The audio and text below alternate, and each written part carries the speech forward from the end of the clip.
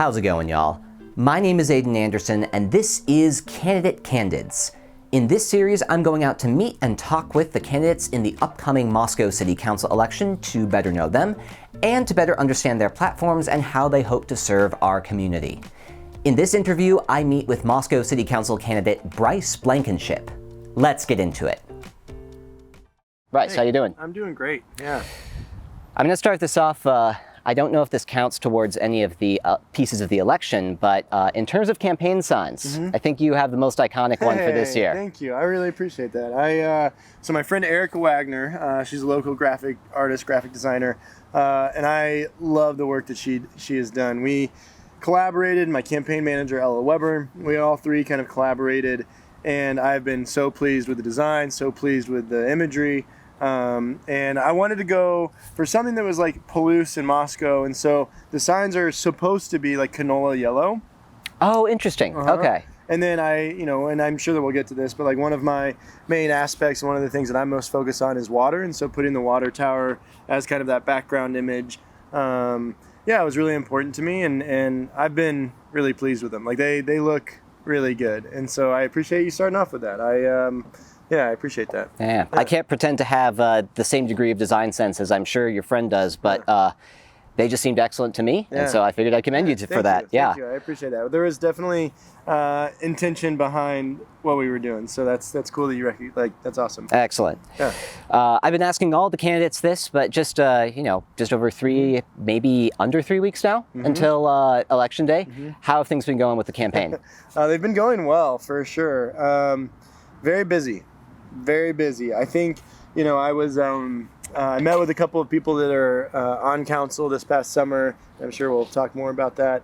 And I met with one in early August, was just kind of like getting feedback. And as I was kind of thinking about this, and she had said that the campaign season is much more busy at times than actually being on council, right? Where like on council, things are a little bit more, fluid, a little bit more, maybe it gets intense for like a certain amount of time, but like, there's more ebb and flow, where clearly the time and the intensity of the experience of campaigning gets really heightened, especially right now, like especially mid-October. So you got only so many days that you can say vote for me until exactly. you have to let the voters decide. So it's been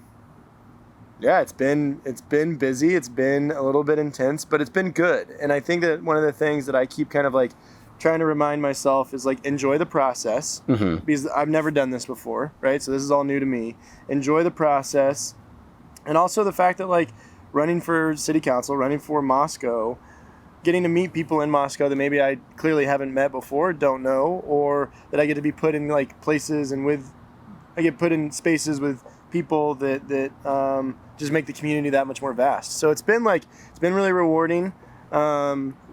Door knocking is a vulnerable experience, but it's been going well. And I think that the campaign that we're running and like how we're running it is we're trying to make me available to others, kind of like trying to be out in spaces and trying to be out in places, hosting candidate meet and greets, hosting candidate meet and greets, door knocking, going to things, etc. So it's been fun, yeah.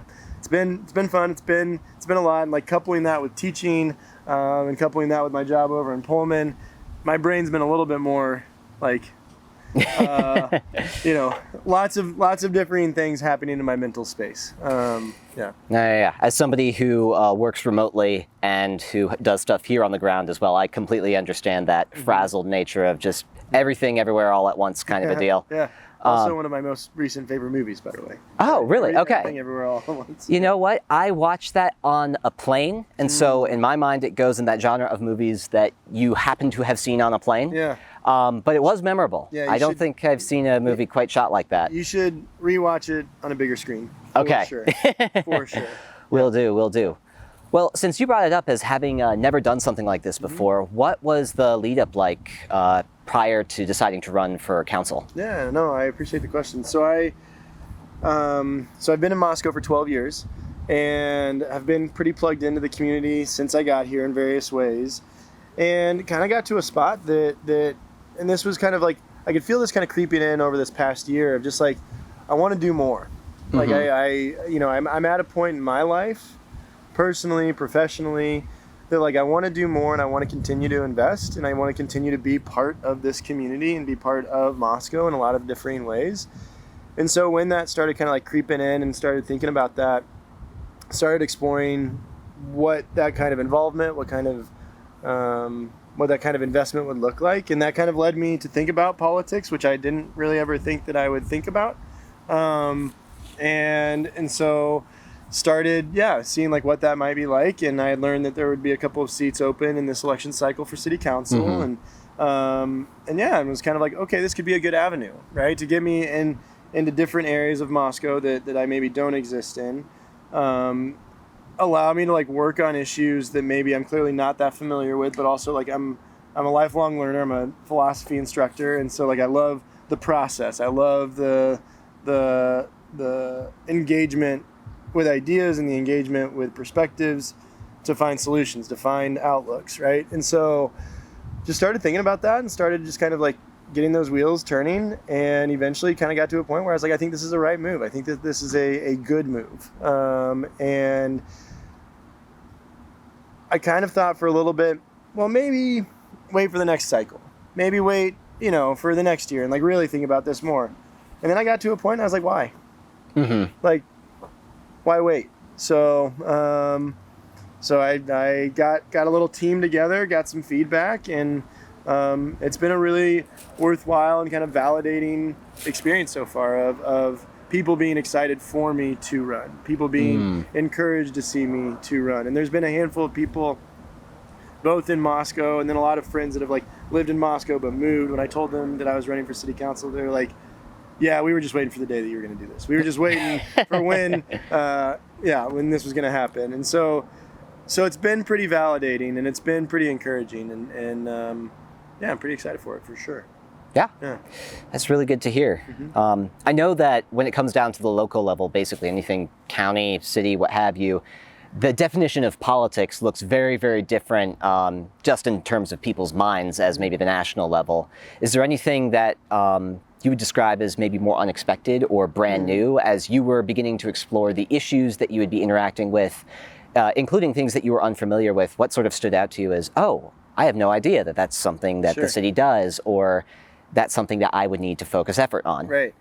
Great question. When I was kind of like looking at possible avenues here, I kept coming back to city council because one, it is nonpartisan, and I do like that aspect of it. Like clearly I have my own values about all sorts of things, right? We all do. We can't live in a world without value, and without our own values, we wouldn't navigate through it, right? If we didn't have our own values. But nevertheless, politically speaking, one thing that I was excited about for city council was that it is nonpartisan, and I don't have to have like an R or a D next to my name on the ballot, that I can just be Bryce, right? And I can be Bryce as it relates to the strengths that I bring to this position.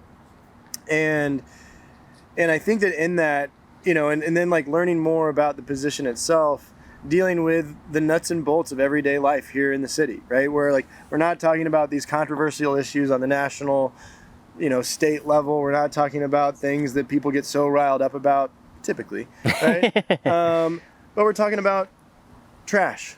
We're talking about water. We're talking about, we're talking about these things that impact people's lives daily. And I think that there is this kind of really unique aspect to be on the side of helping make decisions that make people's lives better directly than in that conceptual, more political, I don't know, mess, for lack of a better term. Right. It becomes a larger conversation simply because I guess it's a little bit more part of our pop culture, which is, I find it a little bit ironic because it's like the people who are closest to you geographically are not a part of your vocabulary, but the people who are miles away in DC or even in another nation are in your vocabulary and, form a lot of your conversations or opinions of other people who you do live next to. So it's complicated. Yeah, it is complicated. And I think that perspective is actually really interesting where the first city council meeting that I went to, just to get a feel for it, and this was a couple of months ago, one of the main blocks of time was dealing with recycling for multi-use buildings or level buildings, so apartments essentially, right? And I think they talked for like an hour and 15 minutes about recycling. And I was like, and in my head, I'm kind of like going through it. And I'm like, okay, well, I'm thinking about running for this. And I'm like, okay, this, like, it's not spicy, right? It's not like, it's not spicy. It's not controversial necessarily, but it is important, right? When we think about like those issues for everybody, for people's lives, and for the way that the city can manage recycling as it relates to people's lives, it does make a difference. It matters, right? And so I think that like looking through that lens about various things happening within the city or those things happening as we like grow as a city clearly matter, right? So I think that like having that perspective has been like actually pretty exciting, and the thought that like I get to be involved potentially with decisions that will impact Moscow and people living in Moscow is really exciting. As opposed to like if I were trying to run for a state house or if I were trying to run for something else where it's like clearly those decisions also matter, but the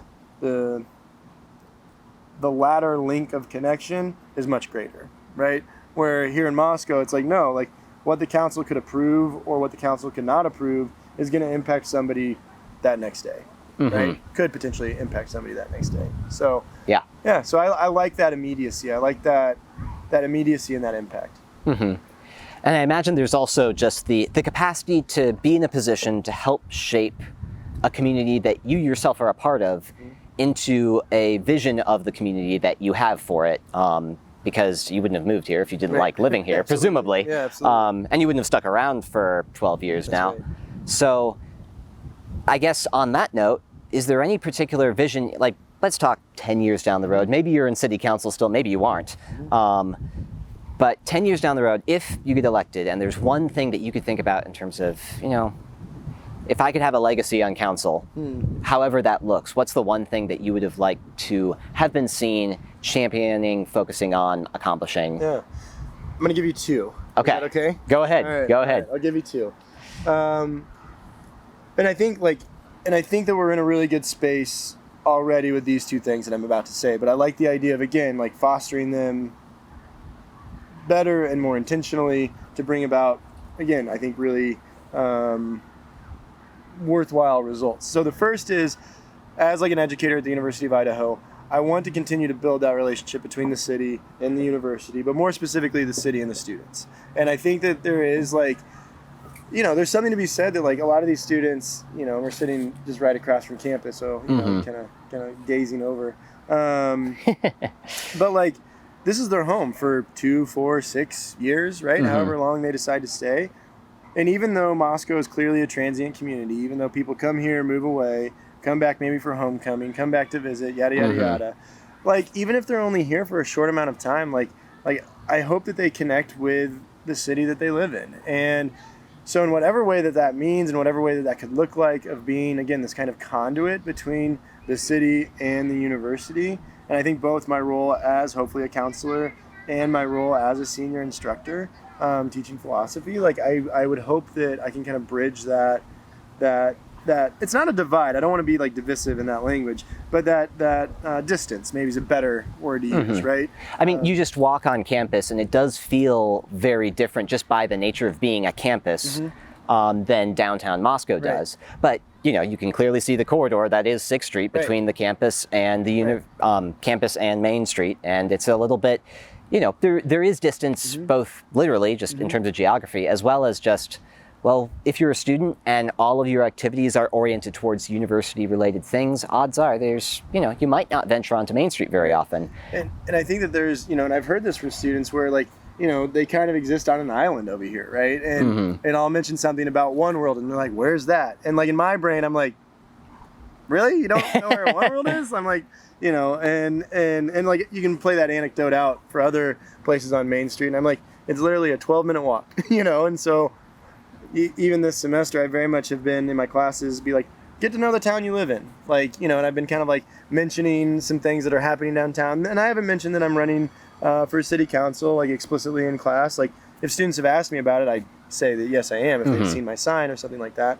But yeah, so I think in 10 years, I would like to hopefully be like, oh, I remember when Blankenship was doing these things, and I don't know what like initiatives specifically I could come up with, but if there are those initiatives that create that connection, then yeah, I'd absolutely be in favor of trying to explore what some of those would look like. And so in 10 years, yeah, I would hope that there's just kind of a greater connection of students with where they live, even if it is just for a transient amount of time, right? And then the second thing, and this goes back to what I said about my my signs, but water, right? And the more that I've gotten familiar with the diminishing pollution basin aquifer, the more that I think that is certainly an issue that we need to pay really close attention to, right? And I mean, like, in the way that we tease out water, it connects with like so many other issues, right? When we think of like development, when we think of like not just like the expansion of the town itself,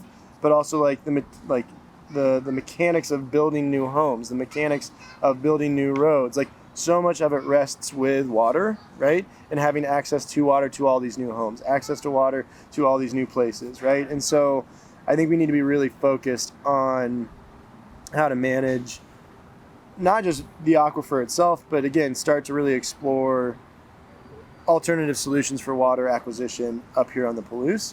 And a little bit of like what I've been familiar with, especially through the work that the Palouse Basin Aquifer Committee has been working on for the last 20 years. And I really am encouraged by their work, and I'm encouraged to see what kind of offshoots come from the work that they've done, is to follow those experts. And so again, in 10 years, I think it would be awesome to be like, oh, actually Bryce Blankenship was working with us on these issues for a long time. His insight, his perspective, his way of working through ideas was very valuable, right? So I'd say that those are the two things that I would like hope in 10 years people would be happy with me about. So, yeah. Now, just to give context to anybody who's watching this, the City Council did meet recently, like at the beginning of this week, and they got an update from the Palouse Basin Aquifer Committee about some of the alternatives that they're exploring.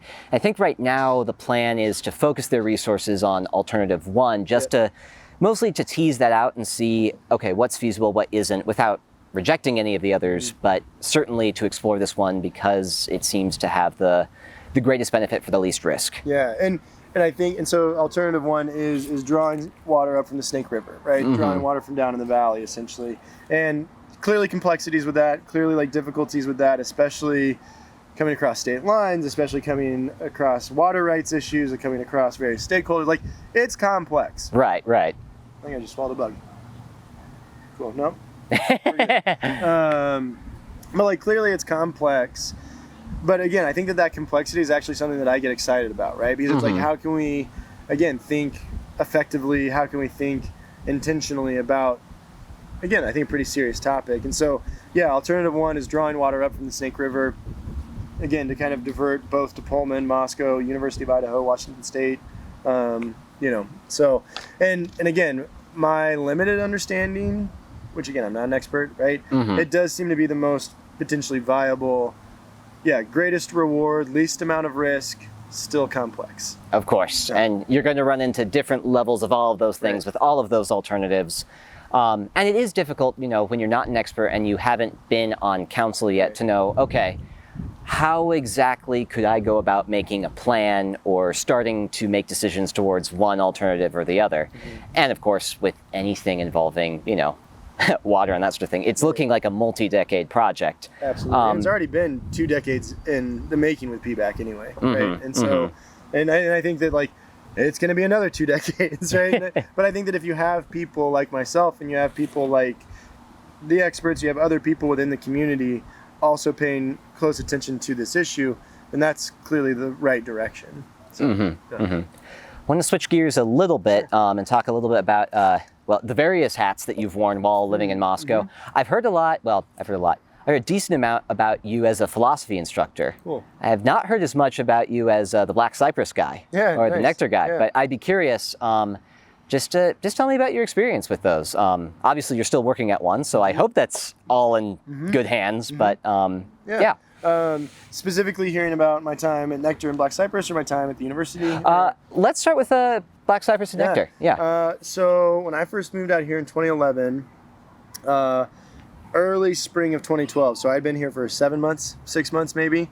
I was like, and I had worked in the service industry back in Kansas City, which is where I'm from. And I was like, I miss it. I was like, I miss it. I was like, I need something, right? I need that fix for what it's worth. And so Nectar had reminded me of a place that I had worked at back in Kansas City.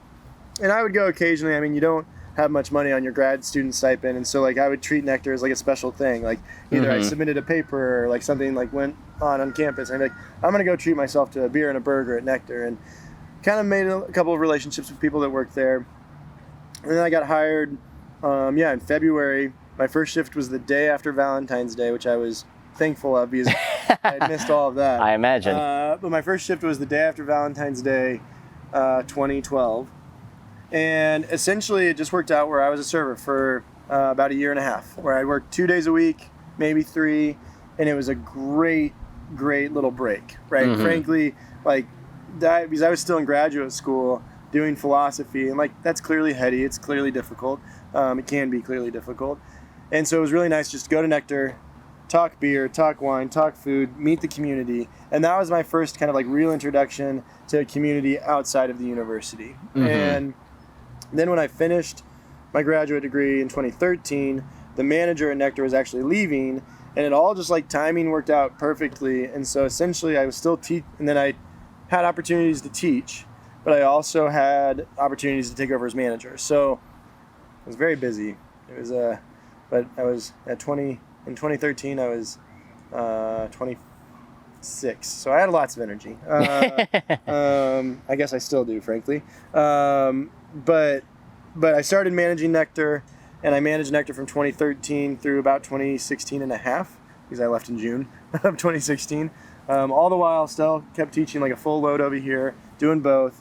But the thing that I loved about Nectar, frankly, was again getting to meet the people, like getting to know the town more, and it was awesome. Like it was, and it made Moscow so much more expansive, right? And I mean, you could kind of tease that out to the greater Palouse as well, Pullman, Colfax, Troy, Genesee, like clearly at Nectar, and clearly being like a place that people like want to go and like make an effort to go to. It was kind of fun to just like, just meet so many people. And then, I would see people at the market and they're like, oh, you're the guy from Nectar. And I'd be like, yeah, I'm Bryce. And then like, they also like would start learning that, oh, the guy at Nectar also teaches philosophy. And I'm like, yeah, that's me. And it was great. And like, and I'm still good friends with the owners of Nectar. And it's a major part of my Moscow history, which I'm really, really thankful for. And I know that, frankly, like probably, I mean, all things considered, who knows what trajectories we take if we don't have the experiences that we do.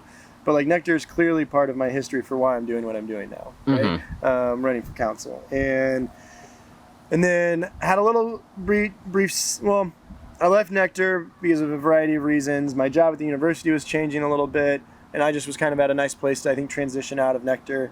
And I got involved with the Moscow Wine Company, which was this small little wine shop right next to Peck's Books, or Peck's Shoes, pardon me. Peck's, right? Yeah. Peck's Boots. And then was there for a little bit, and then I started bartending at the Black Cypress in 2018. So I've been there for 5 years, and it's so fun.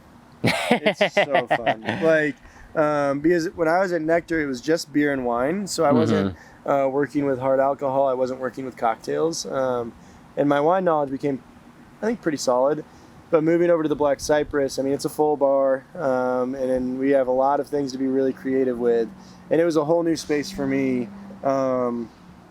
It was so fun, and it's still so fun. And so now, having been there for 5 years, and what's been really fun about being over there, among many things, is getting to know Pullman community a little bit more, but also seeing just, again, the overlap by which Moscow and Pullman, not just even culinarily and like restaurant-wise share, but just like we are one big community, I think, right? And yes, like clearly different municipalities, different issues going on in each municipality, yada, yada, yada.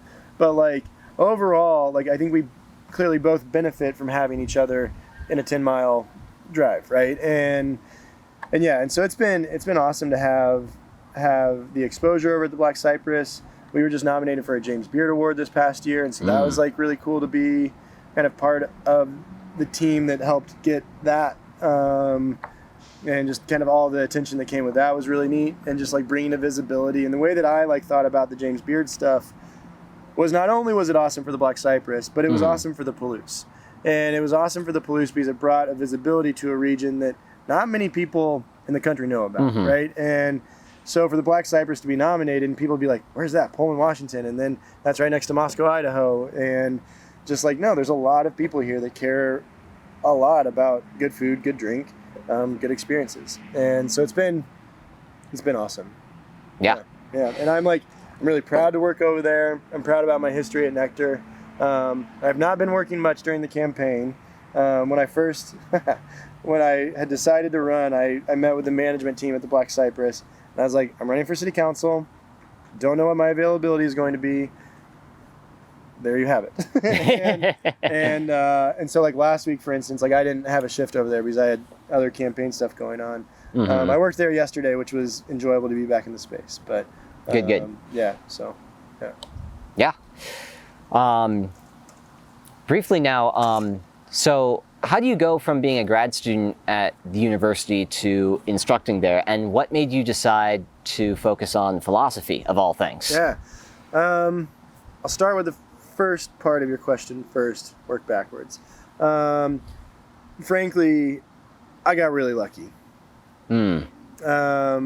Very much in a variety of capacities, right place, right time. I don't want to short sell that I think I'm a really good teacher. I do think I think I'm a really good teacher. But especially going from grad student to technically, like I was a lecturer, and then that lecturer turned into instructor, and then instructor turned into senior instructor, which is like my current title right now. But in that regard, there were like a couple of retirements that happened. A couple of other things within the program were happening. So like logistically speaking, again, right place, right time. Again, I think I'm really good at my job. I think that the skills and the value that I bring to the department is really, really strong. But I would be hard pressed to find the job that I have at the University of Idaho, frankly, anywhere else. I'm very lucky, and I don't take that at all for granted. Yeah, because like when there's been little chatter of maybe moving from Moscow or yada, yada, yada, and people are like, well, you could just teach. I'm like, the market for philosophers is not very vast. And it's very competitive. It's very saturated.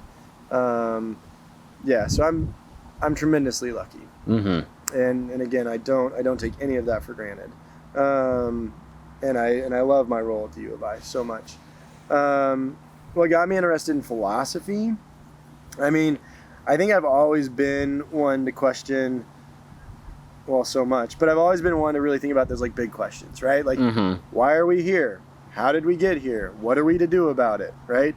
Does life have any sort of preordained purpose? Does life, are we just making it up as we go along, right? Like all of these questions that I think all of us grapple with, or at least should grapple with. I mean, I've been thinking about that stuff for too long. And frankly, like when I was in college, I didn't really know that there was like a path to pursue those questions, frankly. So when I was doing undergrad, I was primarily focusing on communication as my major, like communication studies, and had a couple of different other like thoughts about maybe double majors or minors, but like communication studies was always the primary. And then junior year, first semester, I took an intro to philosophy class, and like all of these questions that I like just, have been interested in, I was like, oh my gosh, we get to do this? We get to dive into this? And like, I knew that there were philosophers, like I knew that there was philosophy, like I knew that it was out there. I just didn't really realize that, frankly, you could dive into it in an academic kind of way, frankly. And I mean, I was 20, so that makes sense, right? It's just like not knowing. And so started taking philosophy classes, and I kind of just kept taking them because I found them so interesting.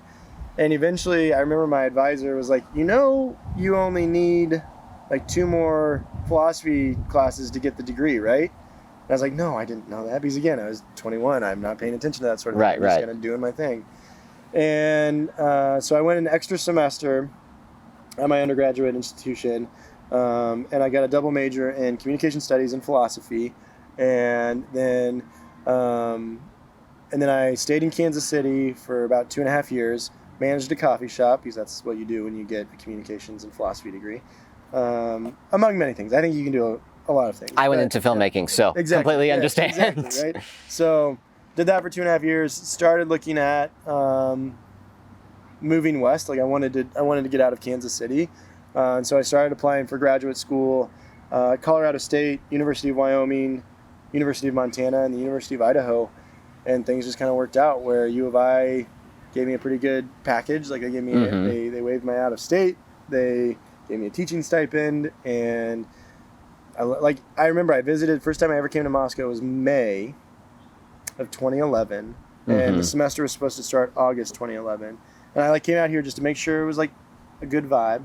Got out here, the hills were gorgeous green as they are in late May. And I was like, what is this place? And I loved the charm of downtown. And so yeah, moved here. Thought I would probably only be here for about 2 or 3 years, but then again, the community started to just develop and blossom. A lot of that through Nectar, my relationships at the U of I, friendships, and it just, every chance that has come about for me to potentially leave, I've stayed. And it's been a very intentional decision to stay. I love it. Yeah.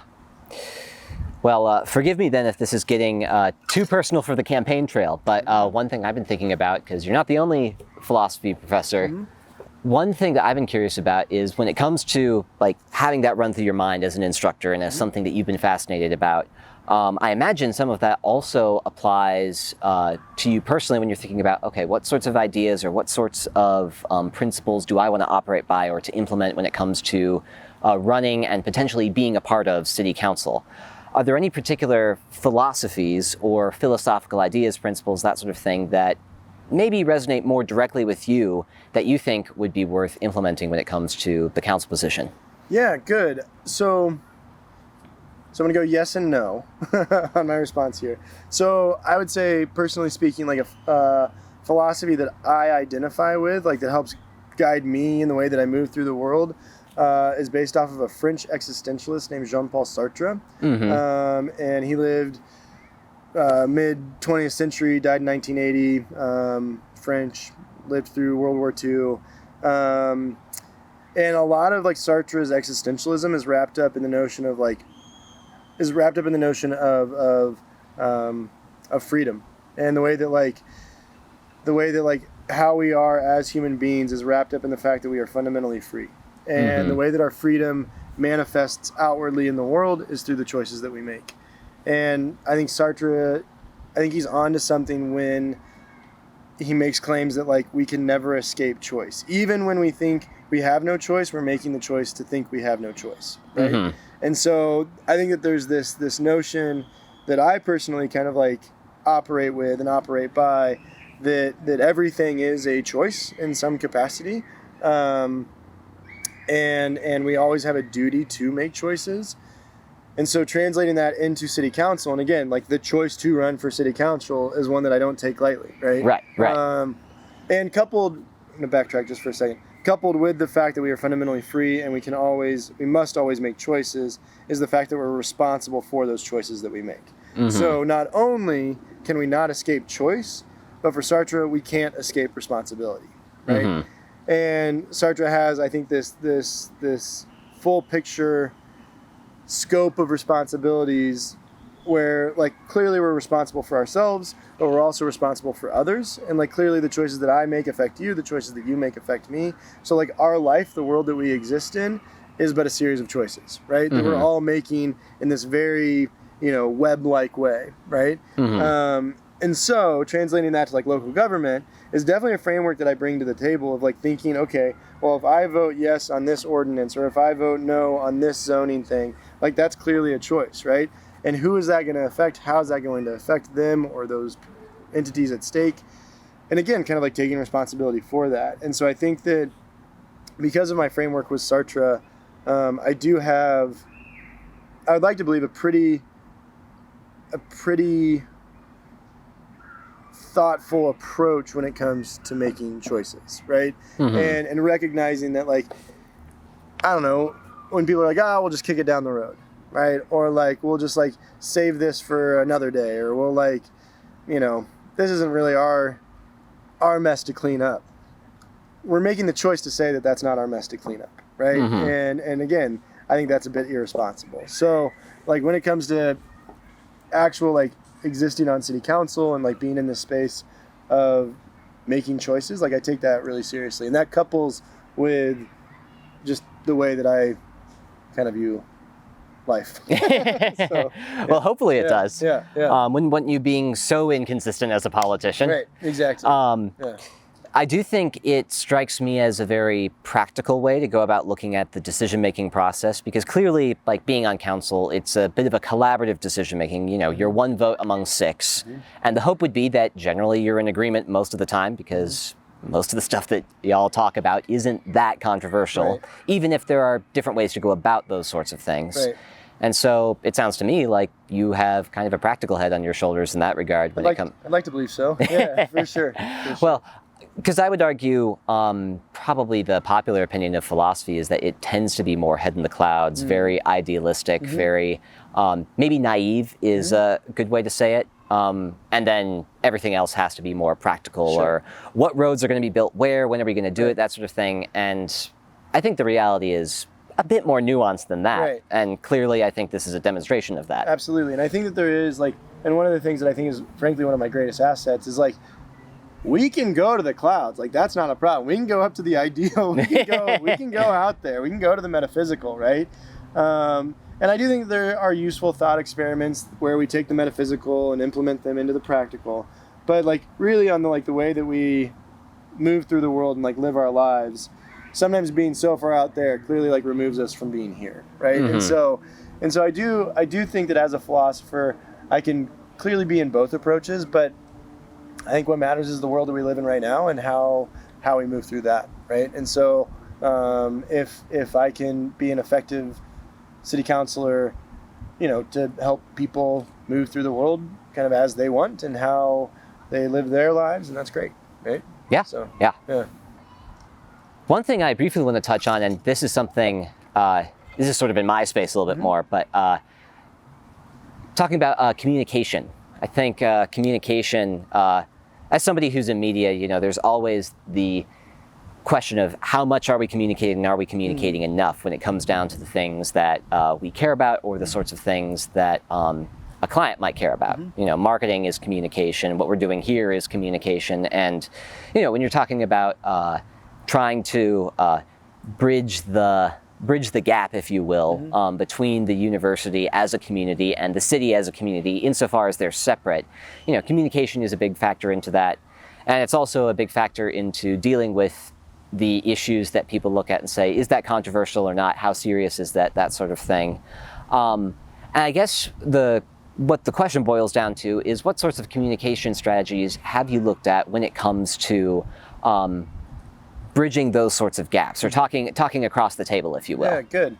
So I kind of answered questions like this both in our Chamber of Commerce forum yesterday and then our ASUI forum on Tuesday.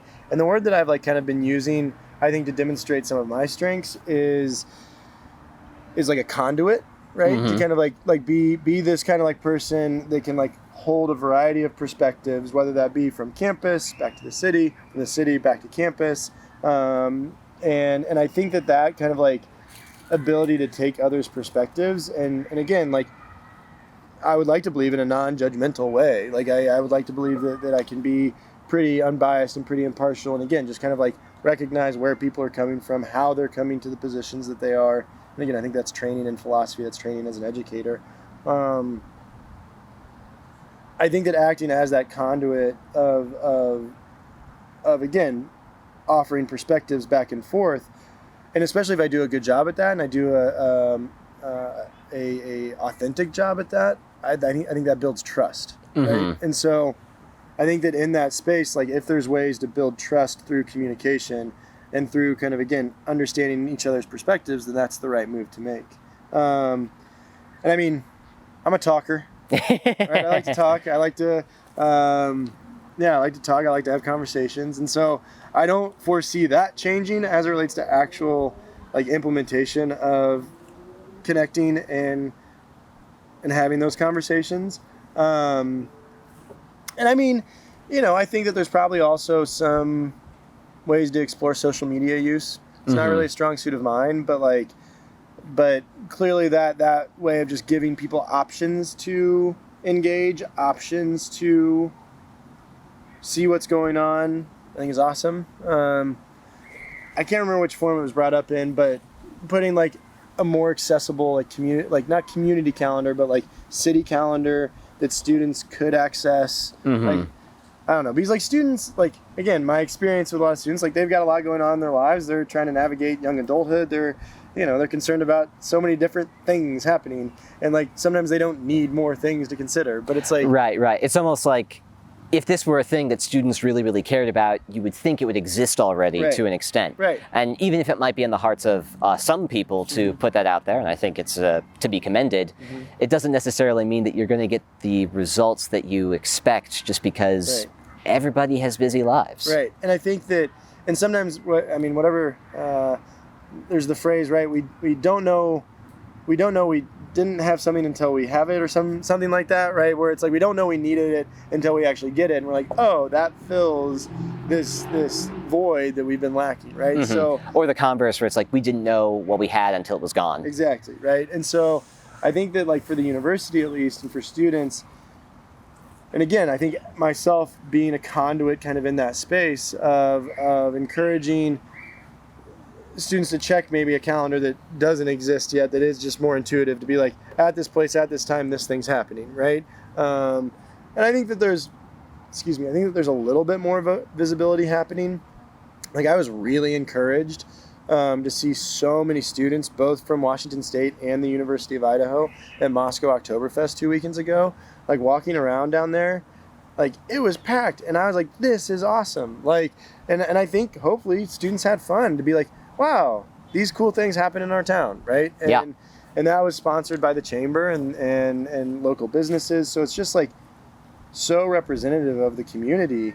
And I think that if those things either happen more, or if things like that happen more, and they don't always have to involve booze, right? They don't always have to involve beer, right? Right. Just like things that are happening that the community is putting forth, that students also know that they are certainly welcome to. Because I think that if there is that distance, I think was the word I used earlier, right? Some students might not feel welcome with certain things, but it's like, no, let's break those walls down, because again, we're all one big community, even if we're living in our like separate spaces, right? Yeah. So yeah. Did that answer your question? I don't know. I kind of got rambly. You know what? That's what I'm here for. Okay. So, Right. Well, I only have one more thing left for you, and that is I'm going to scoot over a little bit, just so you can get center frame on the camera. And all that I ask is that you tell people about what you stand for, what your campaign's about, and where they can find you if they want to support you and vote for you. Awesome. First, I do apologize. I've been munching on some ice, so if it's been crunchy, apologies. Aside from the crunchiness, again, my name is Bryce Blankenship, and a couple of the slogans that I've been adopting and kind of advocating for in my campaign is thinking about moving Moscow forward, right? And like clearly when we think about Moscow and when we think about what this town looks like at present, in the next year, in the next 2 years, 5 years, right? Like what are we envisioning? What are we hoping for? And in that moving Moscow forward, I think that we need to be really intentional, really thoughtful about how we think about sustainable development, because again, Moscow's not getting smaller, and I think we all recognize that. And so how can we do that in sustainable, effective, efficient, and economic ways? And then I also think that wraps into something that we had chatted about, thinking about water, right? In the polluted space and aquifer, and thinking about management, thinking about kind of being involved in those conversations. Because again, water I think is a very important issue to consider, especially at the local level. And then third, thinking about community, and thinking about how all of us, like I've been saying, benefit from existing in this wonderful community. Like we're all here together, right? Whether that be, again, for a short amount of time medium amount of time, long-term time. And so encouraging this kind of community spirit, encouraging this community engagement. And I think that as a city with the various local businesses, with the universities, we do have a really robust and vibrant community, especially relative to our size. And it gets me really excited to be part of that community. It gets me really excited to be even more involved in that community and hopefully influential in that community. So I would love your vote on November 7th. And prior to that, if you want to get to know me a little bit more, you can find some info about me at blankenshipformoscow.com. You can also follow me on Instagram, Blankenship for Moscow, Facebook, Blankenship for Moscow. See a theme here, right? And don't hesitate to reach out. Happy to chat, happy to have a conversation. And I look forward to, again, hopefully serving as your city councilor come next year. Thank you. Bryce, thank you so much. Thank you. I appreciate it. And that concludes my conversation with Moscow City Council hopeful Bryce Blankenship. With this video, you'll find links to his campaign and more for if you want to find out more about his platform or if you want to get involved in his campaign yourself. We'll have more conversations with candidates coming your way very soon. And as always, if you have any questions, let us know. This is Aiden Anderson with Candidate Candids. See you next time.